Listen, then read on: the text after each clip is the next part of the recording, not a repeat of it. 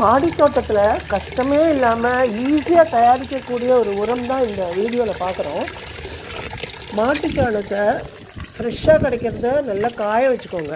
இல்லை ஃப்ரெஷ்ஷாக எங்கேயுமே கிடைக்கல, பக்கத்தில் எங்கேயுமே இல்லை அப்படின்னா ஆன்லைனில் இந்த வரட்டி கிடைக்கிறது, இதை வாங்கி வச்சா உங்கள் கார்டனுக்கு ரொம்ப யூஸ்ஃபுல்லாக இருக்கும்.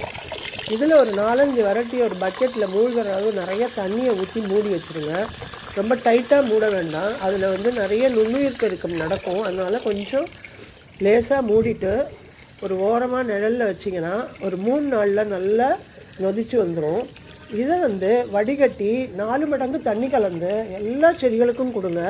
இதில் செடி வளர்ச்சிக்கு உண்டான எல்லா சத்துக்களும் இருக்குது. பாரம்பரியமாக எல்லோரும் யூஸ் பண்ணுறது இதுக்கு பேர் தான் கவுடங் டீ அப்படின்னு சொல்கிறோம். இந்த டீயை டைல்யூட் பண்ணி பூச்செடி, காய்ச்செடி, பழச்செடி எல்லாத்துக்கும் கொடுக்கலாம். விதைகள்லாம் பசுமையாக நிறைய பிரான்ச்சஸ் மொட்டுகளும் பூக்களும் காய்களும் உங்களுக்கு நிறைய வரும். ட்ரை பண்ணி பாருங்கள்.